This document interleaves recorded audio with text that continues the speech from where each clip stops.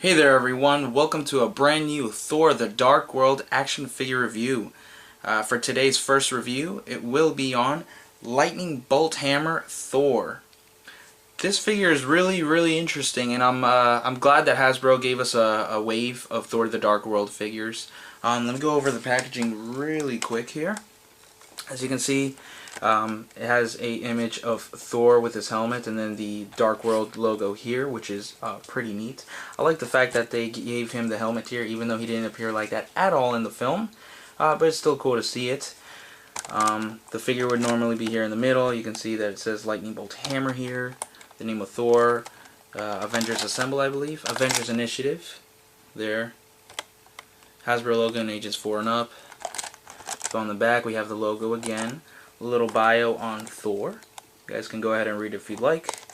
A promo picture of the action figure. Then you have Loki and Curse here. I still need to pick up Curse, but once I do I will review him very soon. So that's pretty much the packaging. It's somewhat similar to the Avengers Assemble packaging, since now Marvel Universe is going to be in the Avengers Assemble line, and now these Marvel movie-based figures are also in this style packaging. Just they have its own packaging, so thought you guys should know.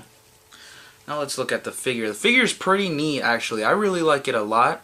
Let me go over his articulation here. We have a ball jointed neck. It's kind of hard to move because of his hair, you know, kind of hitting the cape and whatnot. He has a ball jointed neck, ball hinged shoulders and elbows, swivel wrist. Fortunately, no articulation at the waist or up here at all. It kind of sucks. You have hinged hips, double hinged knees, and hinged ankles. So, you know, articulation is pretty good on it. I kind of wish he would have articulation at the waist or on the upper torso like the Thor 1 figures had. But, you know, whatever. I'm not going to complain too much about it. It has some pretty good articulation anyway. The detail on this guy is pretty cool. Let's zoom in here so you guys can see. It has a really interesting likeness to Chris Hemsworth. I think it's a much better likeness than previous Thor figures. I love the helmet. I kind of wish, like the first Thor figure from the first movie that had the helmet, had that shinier look like that one did. But this is more like a gray color, but that's alright. You know, I'm not too picky. Now in this new film he does have a different costume or outfit, which I actually like a lot better. The cape has these two, whatever they're supposed to be here. The outfit, like I said, is brand new, but it's very similar to the first movie and the Avengers outfit. Detail on the outfit is really nice. The cape is pretty cool too. I like the shape of the cape here as opposed to previous ones, which I'll compare it to other figures in just a moment. Now, the cool thing about this is that Mjolnir is more like a lightning style going on, and I like that a lot. It's translucent, which is pretty neat, and the lightning effect here is just so cool. Fortunately though, the where he holds the hammer, it doesn't have much detail on it. Kind of made it black when it should be like brown, if I'm not mistaken. Correct me if I'm wrong, but you know, it's a simple hammer.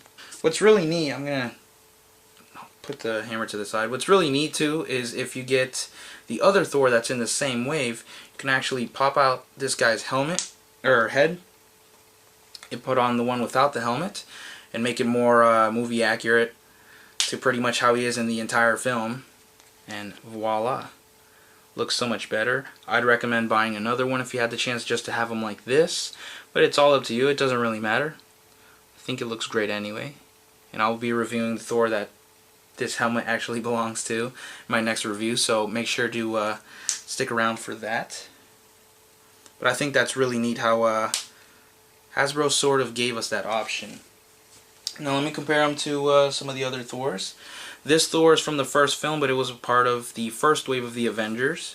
If you guys compare them a little bit, let's zoom back in here. Definitely a big difference. The first one doesn't look as close to Hemsworth in my opinion as the new one does, and of course, like I said, the detail on the outfit itself is definitely a lot different. The colors and just overall the entire design of it. And this Thor from the Avengers one actually looks a lot slimmer. I don't know why. The cape is different as well. And the if you look at the helmets, here, the if it focuses here. Okay, the helmet on this guy is a lot slimmer. The head, the helmet, everything is a lot slimmer than this one. I kind of like this one that it looks a little bit wider. And if we compare it to the Avengers Thor, the likeness is still better on this one.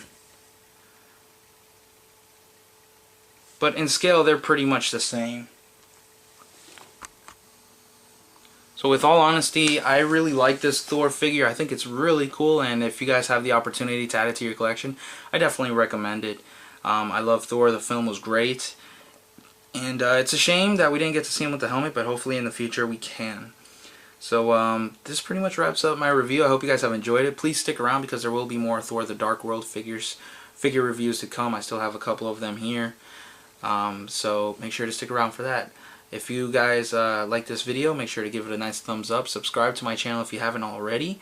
Follow me on Facebook and Twitter. The links to those two channels will be down in the description box below. Thanks a lot for watching, guys. Take care. Bye.